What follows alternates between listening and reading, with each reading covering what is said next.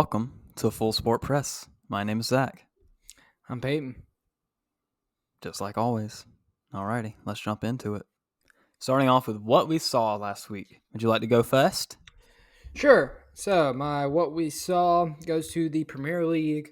Everton needed a win in order to survive the not get relegated, and I don't know how to say his name, but Decour,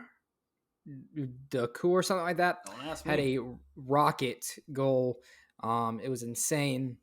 And that was the difference in the game. They won 1-0. So that one goal sent them or saved them from going to the championship and staying in the Premier League. And then the reaction afterwards from the fans, they were going crazy. The game wasn't even over. That wasn't confirmed that they were even staying up, and they were shooting fireworks outside the stadium.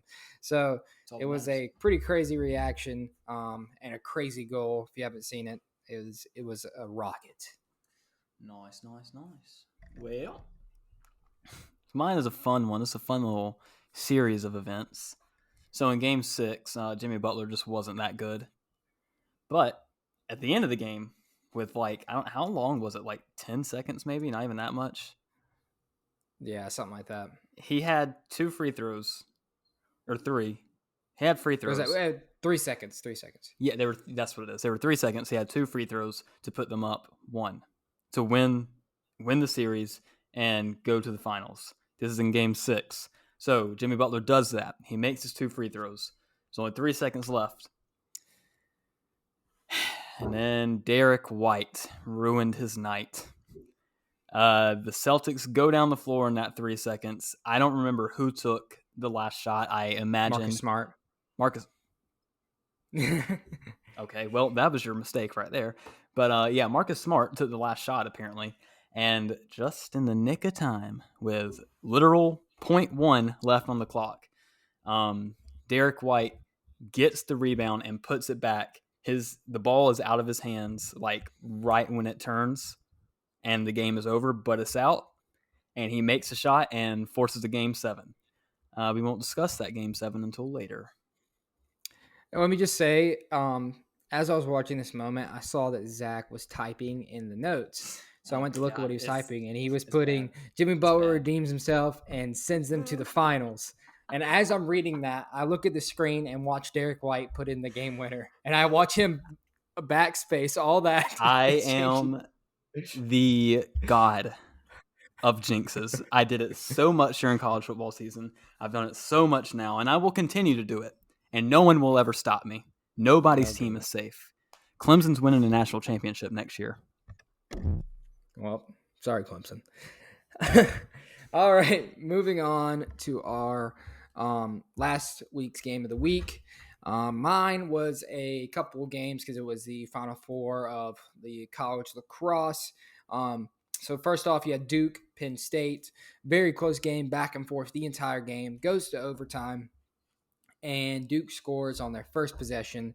One of their midfielders comes around the crease and kind of does this little shot, and they call it good. And in lacrosse, there is no review of that at the moment, just because I think it has to do with not all games are necessarily televised with the way, it's not that big of a sport, especially with the smaller schools.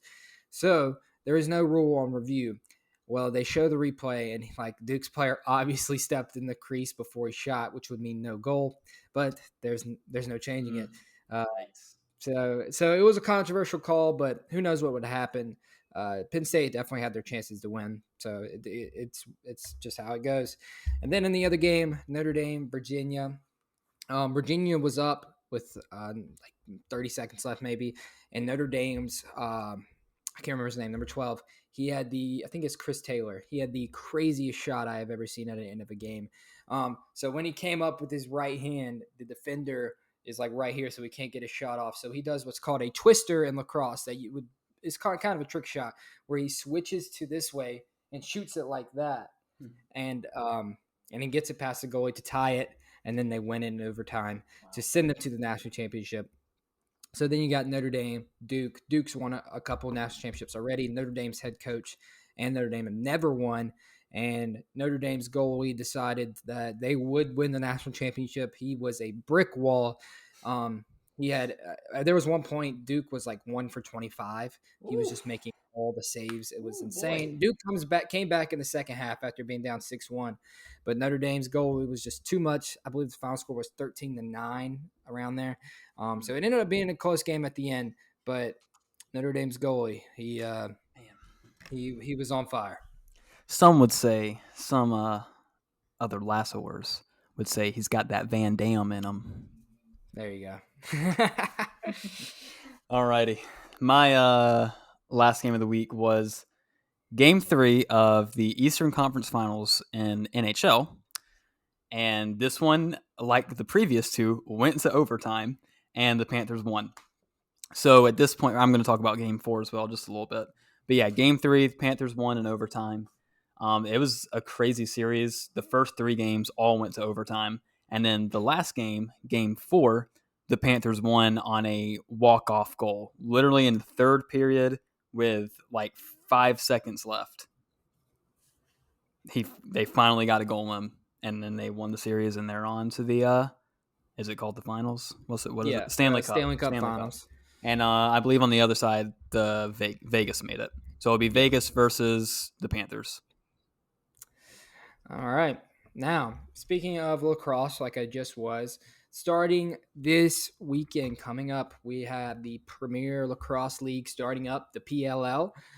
They got 2 games on Saturday, 2 games on Sunday. If you do not know how the PLL works, there are not at the moment. The teams do not have locations. They just have their mascot nickname, whatever you want to call it.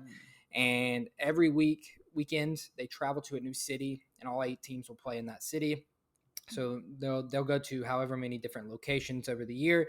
This weekend, the opening weekend, is in Albany, New York.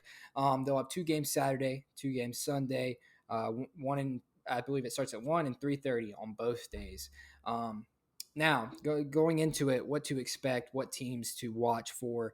Now, you look at the Water Dogs. They were the champions last year of the PLL. They defeated the Chaos. So both of those teams are very good. To be honest, Chaos are one team that like they don't usually do good in the regular season, but somehow in the playoffs they always put it together. Whip Snakes is another great team. To be honest, they're all pretty good. They got the rookies coming in, and you have to think about lacrosse. College lacrosse just ended, and some of these guys are going straight to their Premier Lacrosse League team to play this weekend, which is kind of crazy to see. It's like the same. Play. It's like the same thing with the WNBA, which is ridiculous. Yeah, there you go.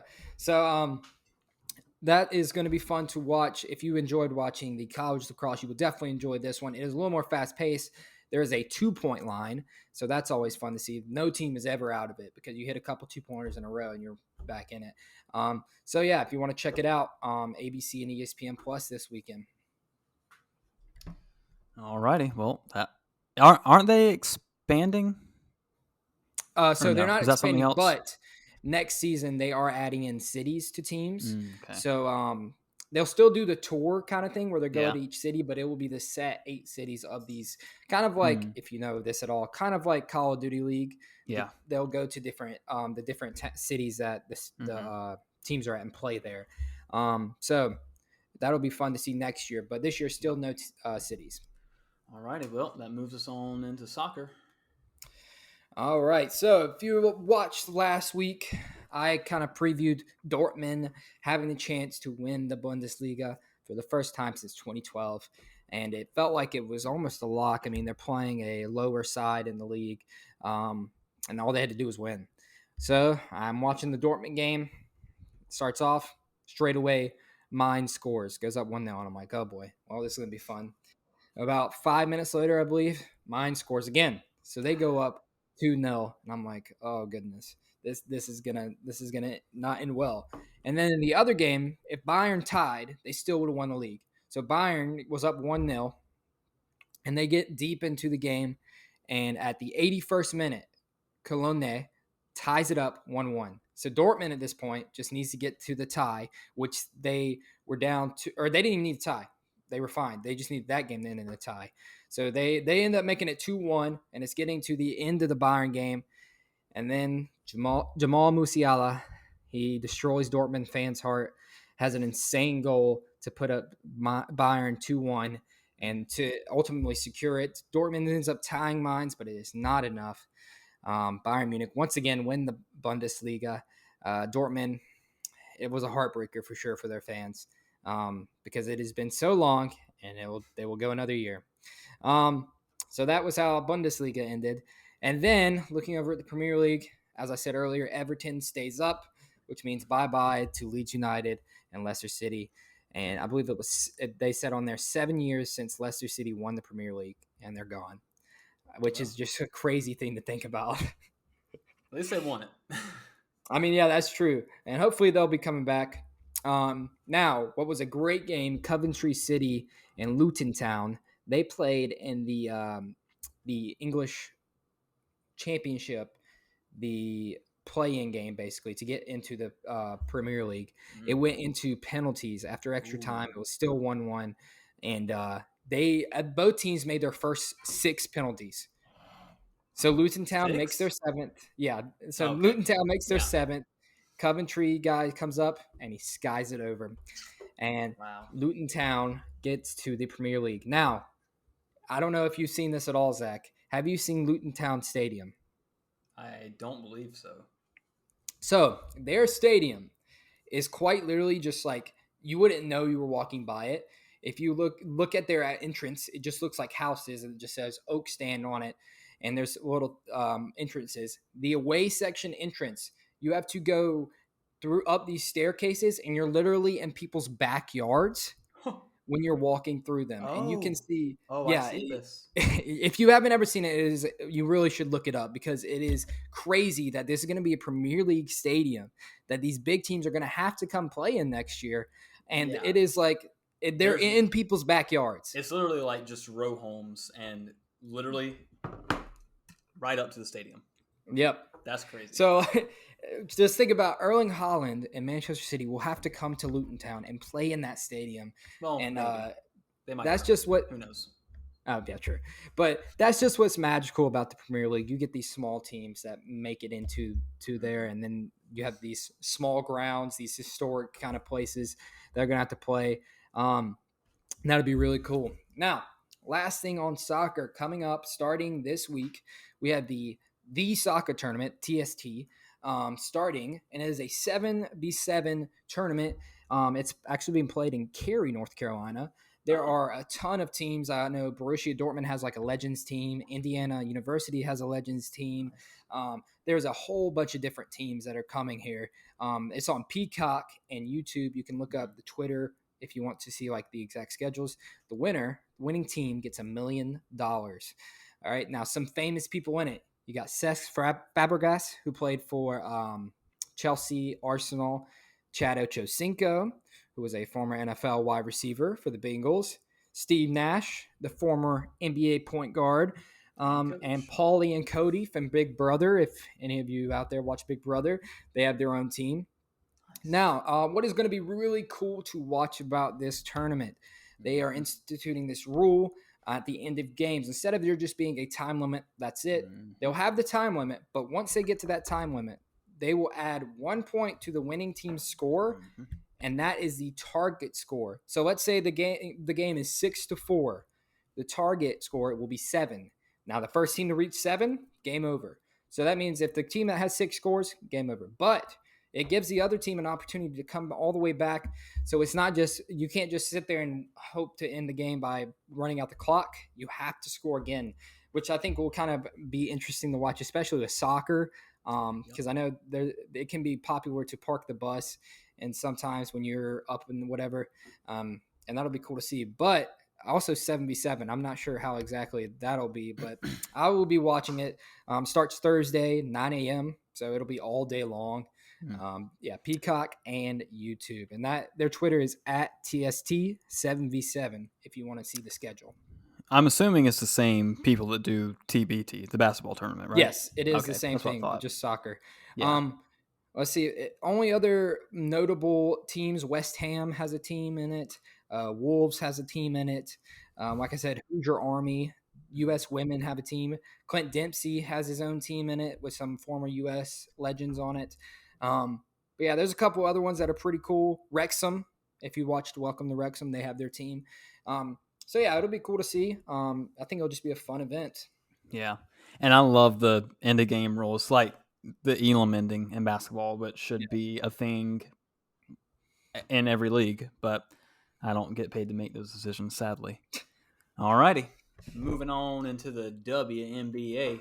We are well into week 2 of the season, and I'm not going to cover every game. I'm just going to cover the ones that I think were good or mattered to me the most. That's why we're going to talk about these couple today, and then I'm going to update just where everybody is with like scoring and all that. So first game I want to talk about: Aces versus the Sparks. This was a huge game. It was a De'Erica Hamby revenge game against the Aces. If you don't know any of that, I'm not really going to go all into it just because it's a lot. But basically, De'Erica Hamby was on the Aces, and she got pregnant, and then the Aces traded her to the Sparks, which, believe it or not, you're not allowed to do just because somebody gets pregnant. And there's more nuance into that we won't get into. But yeah, if you don't know about it, you should look it up because it's absolutely insane. But the Aces in Asia Wilson, they both started slow for a long time. Really, all of the first half and then most of the third quarter, the Sparks had the lead, and then Asia Wilson, man, she got a tech and then got a flagrant called on her back to back, and it was her game. After that, she just took over. She ended up with a 19-13 double-double, 19 points, 13 rebounds. Chinea Gwumake for the Sparks had 19 points, 8 rebounds, 3 assists.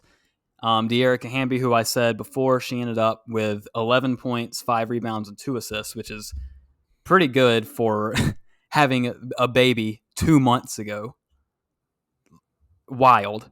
And then the star of the game was Jackie Young. She absolutely exploded for 30 points on ridiculous shooting, 67% from field goal, 57% from three. Yeah, even when the Aces don't look the best, it seems like they're pulling it out. And man, it's going to be scary. All right, and then the other game I want to talk about, the Fever got their first win. They snapped a 20-game losing streak that goes into last year. If they would have lost this game, they would now hold the record for most consecutive losses. So that's lovely that we won. Yes, they won 90-87 in Atlanta. Melissa Smith, in her second year, absolutely goes off for 23 points on a 13 for 21 true shooting. Aaliyah Boston is still looking solid. 13 points, 7 rebounds, good defense. She's good. Ryan Howard, the second year, defending Rookie of the Year, had a really good performance too. She had 23 points on 11 for 25 shooting. And then Alicia Gray, former Gamecock, who was a big signing for Atlanta, is earning that money. She the game before had 26 points, and in this game came in with 19. So Atlanta, they're only 1-2, I want to say, but they've got some young talent, and they might make a little bit of noise if they can get it going, especially with Haley Jones, the rookie, coming in off the bench. If she can get her defense better, they might be a little scary. But yeah, other than that, we've got some leaders right now in scoring. Arike Agumbawale is leading the league with 26.5 points per game, followed right behind with Joel Lloyd and Stewie in second with 26 points per game. Courtney Vandersloot is, of course, leading in assists with 8 per game because why wouldn't she? She does this every single year. Las Vegas is leading the league in offense at 97.3 points per game, with Dallas at second at 90 points per game. So there's a basically 7.5 point difference, and that's how good the Aces are. So that's absolutely outrageous. And then, yeah, as far as the standings go, let me pull them on up here. And obviously at the top, you've got Vegas. They are the only undefeated team left.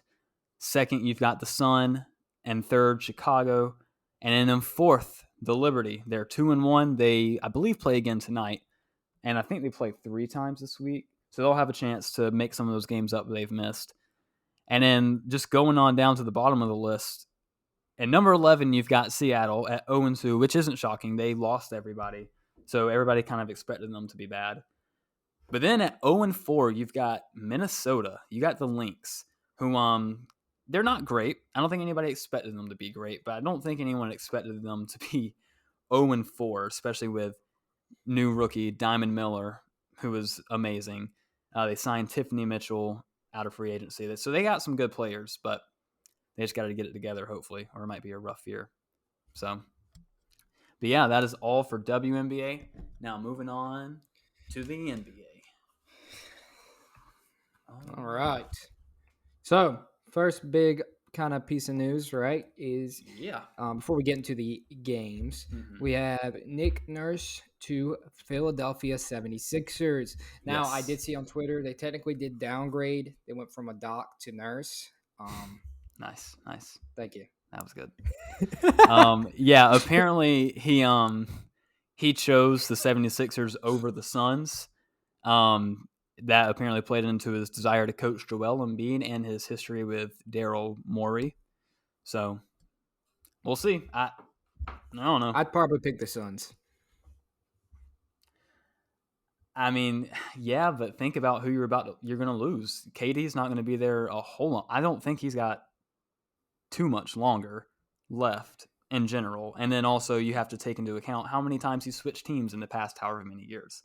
And then, of course, CP3 it's a matter of time. So you'll have Devin Booker and then DeAndre Ayton, who wanted to get out last year, who will probably get out this year. So, I don't know. Other weird news.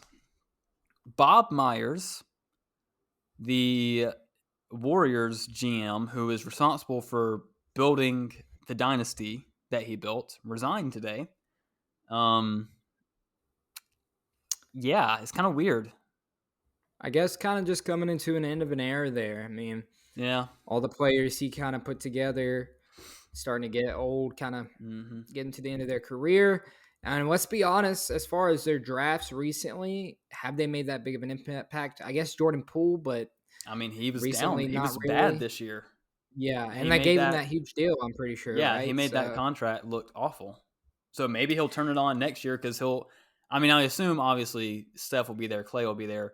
Draymond won't. So even though he's not at the same position, he will have a chance to step up a little bit in different aspects. So I don't know. Maybe he steps it up in other ways and gets back into what we saw last year. But yeah. And then other than that, I mean, James Wiseman, has he done really anything? Not as far as I've seen. No, they drafted him and then put him in the G League for a year, brought him back and didn't play him. And I don't think he did anything this year. So I don't know. I don't know what they're doing. Really weird. Yeah. Yep. But that is all with that kind of news we have as far as I know. So moving on into the games. Obviously, the Western Conference Finals have been over. We know the Nuggets are already there. We've already talked about the crazy Game 6 ending of the Eastern Conference Finals. So now we just need to talk about the absolute demolition derby that was last night. I didn't watch any of it. I was going to if it got close at the end, but I kept checking the score, and then I also kept getting updates saying Jason Tatum to the locker room, Derek White to the locker room. It's like everybody got hurt, and then the Celtics were bad. So yeah, I mean they just got blown out for the entire game basically. Yeah. I mean it wasn't really close. Jaylen Brown apparently was horrible. They're going to extend him though, so it doesn't matter. Yeah, I mean it's rough. Tatum getting hurt and like that kind of but still not a great performance from anyone else. Mm-hmm. So I mean Miami avoids history there. I honestly thought the Celtics were going to win that game with the way things have been going, but Miami avoids it. So congrats to them. I know. I was starting to think that when they got two, but then after they got two, but then after they won the third one, I was like, well, that was a close game, and really they only won because they got lucky. So maybe the Heat can pull it off, and yeah, they did. But speaking of the Heat, before we move off of them and onto our finals preview, I have a Caleb Martin stat to share. Caleb Martin has scored 132 points in the conference finals. So he passed John Starks, don't know who that is, in the 1994 NBA Finals for most points in a conference or NBA Finals scored in the modern draft era. Caleb Martin. Former Hornet. Former Nevada Wolf? Yeah, Yep. Wolfpack. So I know he was on the Hornets, but did he play? Because I thought Cody played more for us. You know, I don't know, honestly. They're for people who don't know, they are twins. Yeah. There's Cody and Caleb. They're twins. They have C names. It's impossible. The Hornets had both of them at one time. And then I know we kept Cody.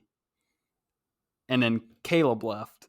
But I don't know who played more while they were there. But yeah, that's just Caleb Martin of all people. You would expect Jimmy Butler. You would expect Jimmy Butler. But not Caleb Martin. So that's just cool. Good for him. All righty. Well, that takes us into the preview.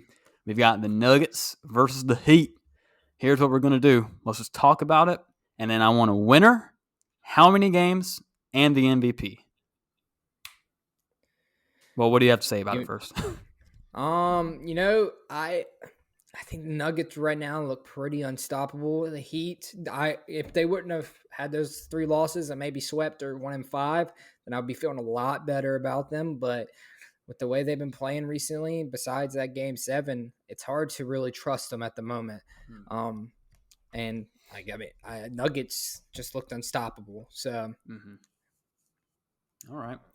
Yeah, I mean, it's hard not to think that, but I can't. I want the Heat so bad.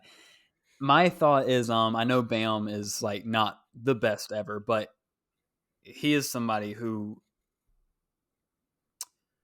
can put a little Band-Aid over the Joker flow of points and rebounds that are probably coming to them.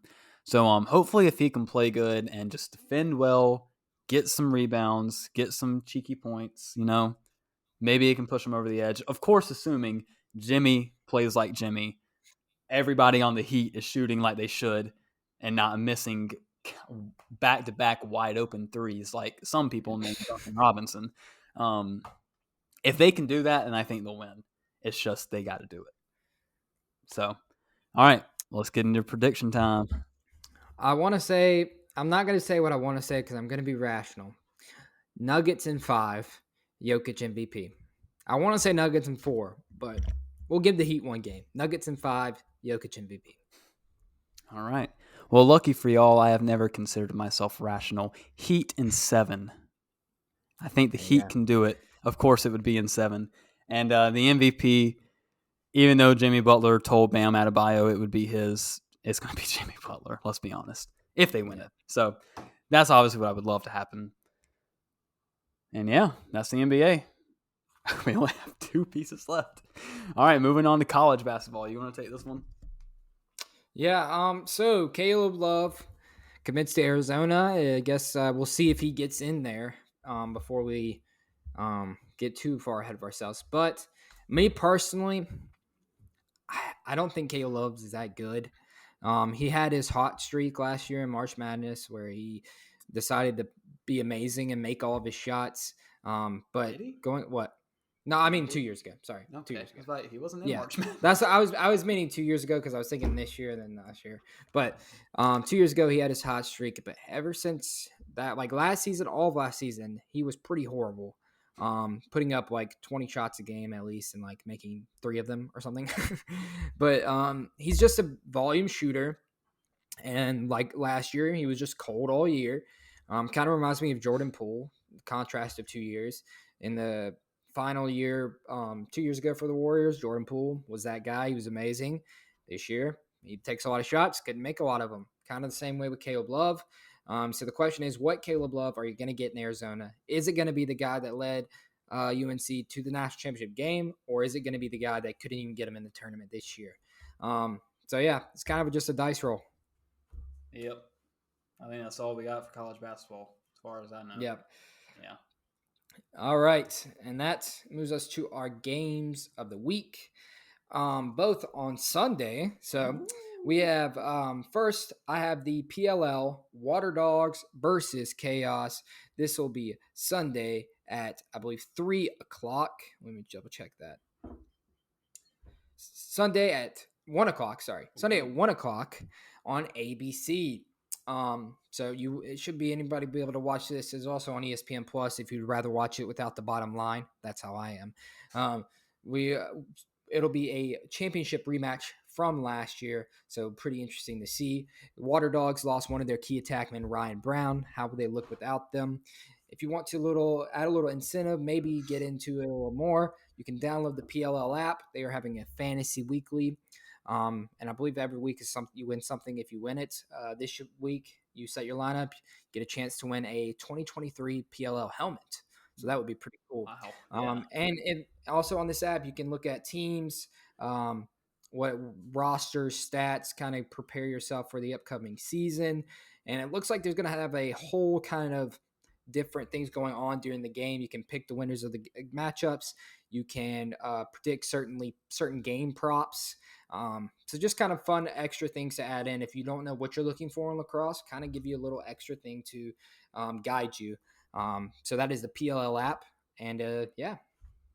Alrighty. Well, my game of the week, it was going to be game 3 of the NBA Finals, but that happens next week, sadly. They like to put 2 entire days between games at the same stadium or the same arena for some reason, but that's not my problem, I guess. So I chose the Wings versus the Sun. This comes on Sunday, 1 o'clock on NBA TV. Just the absolute star power in this game alone should be enough to turn it on. You've got on the Wings side, Enrique Agumbawale, who, like I said earlier, is the league's leading scorer. And also on that team, Natasha Howard, who is playing out of her mind and scoring close to 20 every game. And Satu Sabali, who is playing out of her mind and also scoring 20 plus per game. It's absolutely insane the amount of scores the Wings have. And then on the other side, the Sun, you've got MVP candidate Alyssa Thomas. Dewana Bonner is going off right now.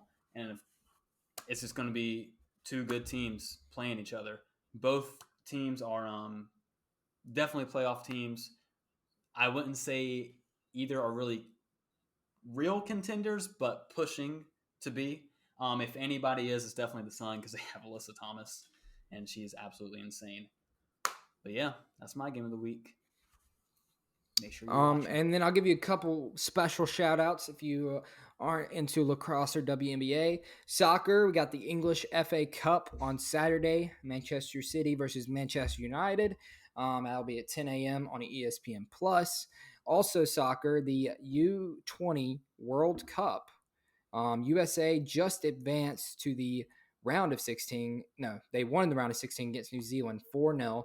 So they are in the quarterfinals coming up on Sunday as well at 5 p.m. if you want to watch that. Now, where that's broadcasted, that's a good question. I don't know. But if you can find it yourselves, folks. Yeah, that one you got to find yourself. I can't tell you. But yeah. Oh, how could I forget? College baseball regionals begin this weekend. How are we hosting? How was that possible? Yeah, South Carolina somehow gets a host. That's insane. So yeah, that starts this weekend as well. Yeah, so a lot of sports going on still. Yeah, I have a special shout out. It is sports involved, but not sports specifically. Okay. This is a great week and a great weekend for homefieldapparel.com. If you don't know, we are refreshing every school, and this weekend there's some good ones. You got North Carolina, Wake Forest, Clemson, and of course the South Carolina Gamecocks.